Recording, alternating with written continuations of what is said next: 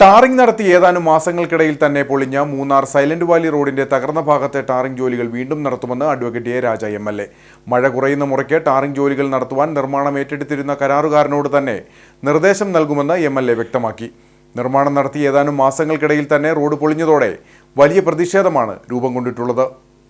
തോട്ടം തൊഴിലാളികളായ കുടുംബങ്ങളും വിനോദസഞ്ചാരികളുമൊക്കെ ഉപയോഗിക്കുന്ന റോഡാണ് മൂന്നാർ സൈലന്റ് വാലി റോഡ്.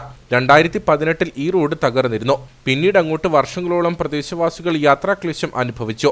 കുണ്ടും കുഴിയും ചാടിയുള്ള യാത്ര മടുത്തതോടെ പ്രതിഷേധവും ഉയർന്നു. ഒടുവിൽ ഫണ്ട് വകയിരുത്തി റോഡിന്റെ ടാറിംഗ് ജോലികൾ നടത്തി. എന്നാൽ ടാറിംഗ് നടന്ന് ഏതാനും മാസങ്ങൾ പിന്നിട്ടപ്പോൾ തന്നെ ടാറിംഗ് പൊളിഞ്ഞു തുടങ്ങി. ഇതോടെ പ്രതിഷേധവും ഉയർന്നു.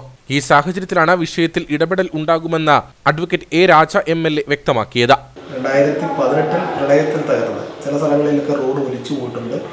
റോഡിൻ്റെ സംരക്ഷണ വൃത്തി ഇല്ലാതെ പല സ്ഥലങ്ങളിലും റോഡ് അപകടാവസ്ഥയിലൊക്കെ ഉണ്ടായിരുന്ന സ്ഥലത്താണ് ഈ റോഡിൻ്റെ പ്രൊട്ടക്ഷൻ വർക്കും അതുപോലുള്ള കാര്യങ്ങളെല്ലാം ആദ്യം ചെയ്തതിന് ശേഷമാണ് ഈ ടാറിങ്ങിലോട്ട് ഇറങ്ങിയിരുന്നത്. പണികൾ പൂർത്തീകരിച്ചു. പണി പൂർത്തീകരിച്ച് മെയ് മാസം ലാസ്റ്റോടുകൂടിയാണ് പണി പൂർത്തീകരിച്ചത്. പണി പൂർത്തീകരിച്ചതിന് ശേഷം ഇന്ന് ഓഗസ്റ്റ് ആകുമ്പോഴത്തേക്കും ചില സ്ഥലങ്ങളിൽ കുഴികൾ രൂപപ്പെടുന്ന അവസ്ഥ ഉണ്ട്. നമ്മളെ സംബന്ധിച്ചിടത്തോളം DLP പീരീഡ് ഉണ്ട്.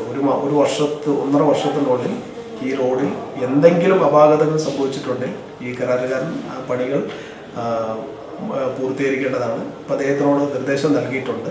19 കിലോമീറ്ററോളം ദൂരമാണ് മൂന്നാർ സൈലന്റ് വാലി റോഡിനുള്ളത്. ദിവസവും നിരവധിയായ വാഹനങ്ങൾ ഈ റോഡിലൂടെ കടന്നു പോകുന്നു.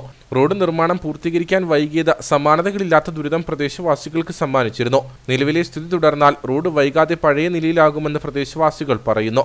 നിർമ്മാണത്തിലെ പോരായ്മയാണ് ഇപ്പോഴത്തെ പ്രശ്നത്തിന് കാരണമെന്നാണ് ആക്ഷേപം.